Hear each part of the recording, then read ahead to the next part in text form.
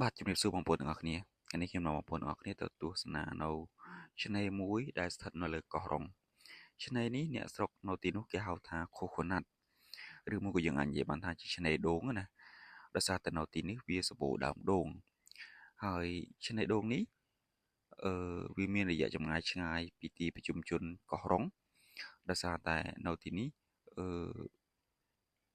មិនសូវមានភ្ញៀវទេសចរទេប៉ុន្តែក៏សម្បូរទៅដោយរីសតនិងកន្លែងស្នាក់នៅស្អាតៗដូចគ្នាគ្រាន់តែមនុស្សម្នាមិនសូវមានច្រើនដូចនៅទីប្រជុំជនកោះរ៉ុងទេទឹកសមុទ្រនៅទីនេះដែលបងប្អូនឃើញអញ្ចឹងគឺខៀវស្អាតល្អមែនទែនហើយឆ្នេរខ្សាច់វិញគឺសស្គុះតែម្ដងបងប្អូនឃើញអាគារលើមនោះគឺកំពង់សោមមែនតើកោះរ៉ុងវាមានរយៈចម្ងាយឆ្ងាយគ្រាន់បើពីទីប្រជុំជនអឺខេត្តកំពង់សោមមើលទៅប្រហែលជាមិនក្រោម40គីឡូទេបងប្អូនហើយខ្ញុំមកលេងឆ្នេរនេះនៅពេលល្ងាចហើយមិនសូវមានមនុស្សទេប៉ុន្តែគ្រាន់តែចង់ផ្ដិតរូបភាពក៏ដូចជាបរិយាកាស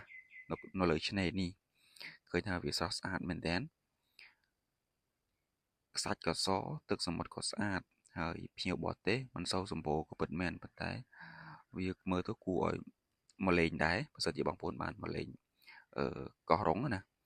បងប្អូនមកលេងកោះរ៉ុងបងប្អូនចង់មកឆ្នេរនេះគឺសួរគេទៅថាឆ្នេរខូខូណាត់នៅតាណាគេនឹងប្រាប់ហើយប៉ុន្តែដូចខ្ញុំបញ្ជាក់ចឹងថាវាមានរយៈចម្ងាយឆ្ងាយគ្រាន់បើពីទីប្រជុំជនកោះរ៉ុងខ្ញុំដើរទៅឯងហើយដូចបងប្អូនឃើញចឹងវាមិនសូវជាមានភ្ញៀវទេសចរទេប៉ុន្តែនៅទីនេះវាស្រស់ស្អាតមែនទែននេះប្រហែលជាកន្លែងចុះទូកពីមុនប៉ុន្តែឥឡូវនេះឬអត់មានឃើញទូកទេសចរណាចូលមកទេតែនេះគេអាចនឹងធ្វើផ្លូវទូកដើម្បីភ្ញៀវចេញចូលណាអានឹងពីមុនប៉ុន្តែឥឡូវវាអត់មានភ្ញៀវដូចមុនហើយខ្ញុំមកលេងក៏ស្ងប់ស្ងាត់បងប្អូនតែខ្ញុំបញ្ជាក់ចឹងមិនមែនថាស្ងប់ស្ងាត់ហ្នឹងអត់មានកន្លែងស្នាក់នៅអត់មានកន្លែងរីសតទេណាគឺមានច្រើនដូចគ្នាគ្រាន់តែមនុស្សម្នាវាអត់សូវចិត្តសម្បូរដូចនៅទីប្រជុំជនកោះរ៉ុងបាទបងប្អូនឃើញចឹងទឹកសមុទ្រគឺថ្លាល្អមែនទែនកោះរ៉ុងមែនទែនទៅខ្ញុំគិតថាមក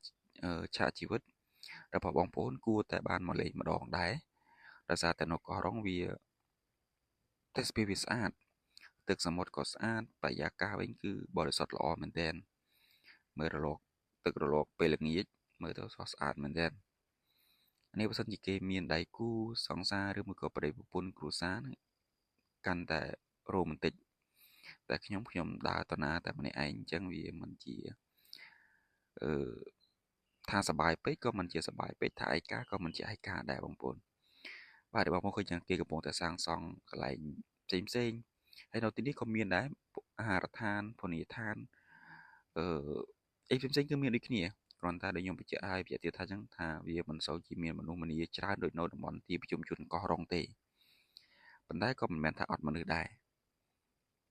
ទីបងប្អូនឃើញសំណង់អាហារដ្ឋានអីហ្នឹងផ្ទះសំណាក់សណ្ឋាគាររីសតហ្នឹងគឺមានដូចគ្នាបងប្អូនក៏ប៉ុន្តែតម្លៃខ្ញុំអត់ដឹងទេអញ្ចឹងបើសិនជាបងប្អូនចង់មកទស្សនានៅទីនេះបងប្អូនអាចឆែកតាម website ផ្សេងៗនៅលើកោះរ៉ុងដើម្បីដឹងអំពីតម្លៃនៅកន្លែងស្នាក់នៅហើយចំពោះខ្ញុំដើរមកម្នាក់ឯងគឺដើរលេងផងអីផង